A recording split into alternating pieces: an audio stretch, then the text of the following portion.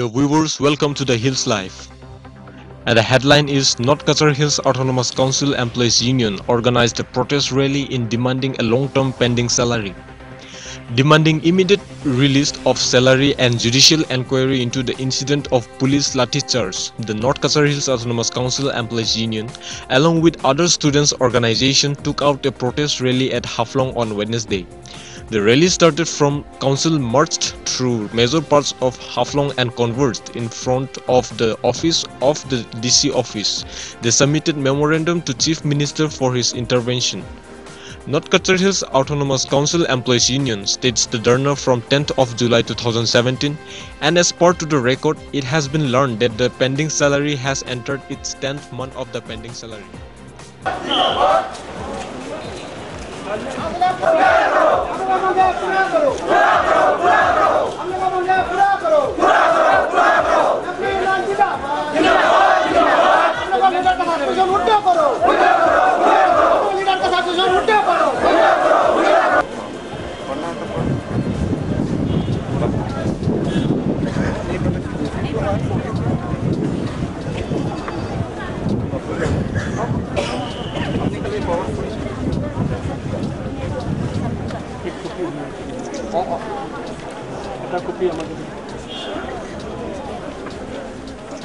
While talking to the media, Prasanna Hasnu, President of North Kachar Hills Autonomous Council Employees Union, appealed to the Chief Minister of Assam that not to come empty-handed and bring some solutions for the North Kachar Hills Autonomous Council Employees Union. ঠিকই কইছে আমি আগতেও এনেকে rally কৰি DC submit কৰিছে মেমোৰেন্ডাম তবু অথৰিটিৰ পৰা ইমান ৰেসপন্স পোৱা নাই তো এতিয়া আমাৰ পুৰা 10 মাস হৈ গল মানে 10 মান্থস তো এর কারণে আমার যে এমপ্লয়ির কন্ডিশনটো বহুত বেয়া হৈ আছে কিবা সুইসাইডও কৰি আছে তো এতিয়া মই শুনিছো চিফ মিনিষ্টাৰ 29 আহি আছে এৰ কাৰণে চিফ মিনিষ্টাৰ মই অনুৰোধ কৰিব বিচাৰিছো আপনি খালি হাত না কৰি যদি লগতে কিবা আমাৰ 10 মাহৰ দৰমহা বিচাৰ কৰি আহিব এৰ কাৰণে মই চিফ মিনিষ্টাৰৰ অনুৰোধ কৰিছো লগ কৰি মই কৈছো আমাৰ তো সিদিন 9 মান্থস হৈ গল তো গভৰ্ণৰ কলে টংকাটো পাব লাগে এনেকে হ'ব না লাগিছিল হ'ব মই 62 crore প্ৰপোজাল আছে ওইটো হৈ যাব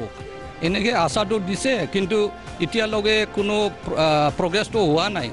আমি তো পোৱা নাই এতিয়া Central government, state government and district government didn't respond to the problems of the employees. মানে দুৰ্ভাগ্যজনক আনফৰচুনেট মানে 1952 পৰা কাউন্সিল চলি আছে আর মাঝে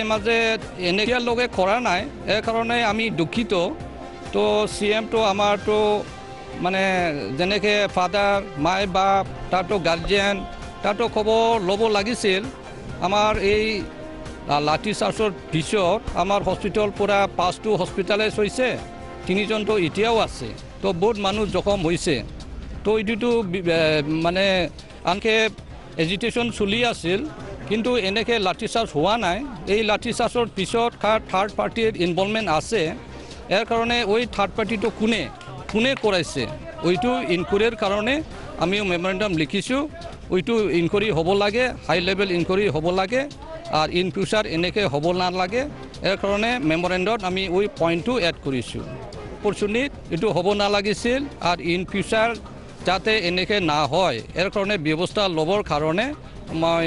মেমোৰেন্ডামত ওই পয়েন্টটো দিছো আজি লৈ আমাৰ 17 ডেজ হৈ গল 10 তাৰিখ পৰা আমাৰ কন্টিনিউয়াস ধৰ্ণাত আছিল এতিয়া লগে 17 হৈ গল কিন্তু ৰিজাল্টটো একো পোৱা নাই স্টেট পৰাও পোৱা নাই সেন্ট্ৰাল পৰাও পোৱা নাই কাউন্সিল পৰা পোৱা নাই খালি মাজত যে আমাৰ যে এপেক্স বডি তাৰ পৰা ৰেসপন্স পাইছো তাৰটো সাপোৰ্ট কৰিছে তাৰ পিছত ষ্টুডেন্ট অৰ্গানাইজেশন যেনেকে ডিএসইউ আছে KSO IS indigenous students federation forum ISF বেলেগ স্টুডেন্ট অর্গানাইজেশন তো কলে আপনি কাউন্সিলর এমপ্লয়ি তো আমার মাই বাপ নিচানা আপনি যি কব আমি করু কারণ কাউন্সিলের যে বেতন ওইটো খালি এমপ্লয়ির কারণে নয় ওই কাউন্সিলের বেতন নহোৱাতে আমাৰ পুৰা ডিস্ট্ৰিক্টৰ সমাজটো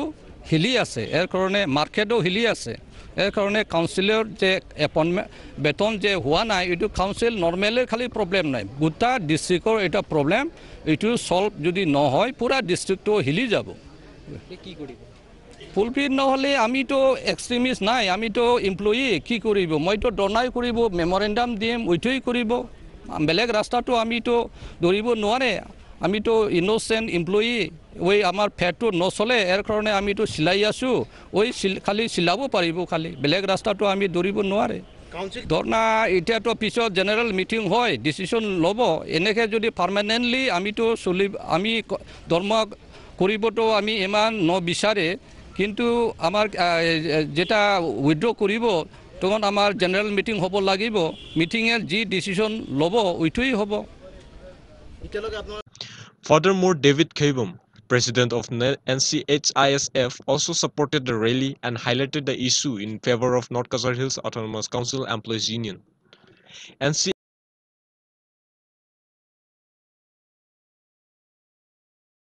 काउंसिल एम्प्लॉय यूनियन से हम लोग का एनसीएल इंडिजिनस स्टूडेंट फोरम को हम लोग को इनविटेशन दिया है तो सब स्टूडेंट ऑर्गेनाइजेशन को इनविटेशन दिया है क्योंकि ये हम लोग का पेरेंट्स है इसलिए हम लोग आए के रैली में हम लोग पार्टिसिपेट किया है ये जो 9 मंथ सैलरी पेंडिंग है और ये जुडिशियल इंक्वायरी जो लाठीचार्ज हुआ है उसका जुडिशियल इंक्वायरी करने के लिए हम लोग भी चाहता है बोल के हम लोग सपोर्ट करने के लिए आया है और आज में ये हम लोग स्टूडेंट ऑर्गेनाइजेशन से हम लोग ये डिमांड करता है कि इमीडिएटली जो सैलरी पेंडिंग हो रहा है सबसे प्रॉब्लम तो हम लोग स्टूडेंट को प्रॉब्लम होता है क्योंकि जो बाहर में पढ़ाई करता है तो माँ बाबा लोगों पैसा नहीं भेज सकता है तो जो यहाँ पर जो स्टूडेंट लोगों जो पढ़ाई करता है अपना फीस भरने के लिए अपना स्कूल फीस हो या एग्ज़ाम फीस जो भी है आना जाना ऑटो भाड़ा हो या स्कूल बस का भाड़ा जितना फेयर देना है उसको नहीं दे सकता है और हम लोग सुना है कि 2 पेरेंट भी सुसाइड कर चुका है और ये हम लोग स्टूडेंट होने और नहीं देगा क्योंकि हमेशा हम लोग का पेरेंट्स बॉडी को हम लोग सपोर्ट करेगा फ्यूचर में भी ये सब लाठीचार्ज होगा तो हम लोग will take undemocratic activities whatever necessary क्योंकि हम लोगों अपना पेरेंट्स लोगों के साथ हम लोग हमेशा रहेगा और उन लोगों को जो डिमांड है ये जेन्युइन डिमांड है हम लोग के स्टेट गवर्नमेंट भी बोलो सेंट्रल गवर्नमेंट भी इंटरवेन करना है इधर पर कि हम लोगों का सैलरी को क्यों नहीं मिल रहा है किस वजह से नहीं मिल रहा है ज़रूरत पड़ेगा तो उन लोगों को फाइनेंशियल असिस्टेंस भी देना है ताकि ये प्रॉब्लम सॉल्व होने के लिए थैंक यू फॉर द कि गवर्नमेंट को अभी मेमोरेंडम आज में दिया है तो हम लोग भी रुकेगा कि हम लोग काउंसिल से मदद फिर मांगेगा तो हम लोग ज़रूर करेगा जो भी है आज में हम लोग स्टूडेंट ज़्यादा नहीं आया क्योंकि इन्फॉर्मेशन भी बहुत लेट से मिला है और हम लोग आज में आया है जस्ट टू रिप्रेजेंट कि हम लोग भी सपोर्ट कराएं बाद में आज में पब्लिक पूरा आ जाएगा स्टूडेंट में उसमें कुछ अनकंट्रोलेबल कुछ एक्टिविटीज़ होगा तो उसमें तो government will be responsible for that क्योंकि हम लोग इसमें हम लोग चुप नहीं रहेगा ये पॉलिटिकल इशू नहीं है ये सर्वाइवल का इशू है thank you HSCEU demands introduction of permit system and instead of low rate mahal system for improvement fund position to pressurize Assam government to spare 50% of NEPCO royalty paid to Assam government at 6% of total profit NEPCO annually to the council. Until and unless demands are fulfilled, Dharna will continue and council gate will remain closed.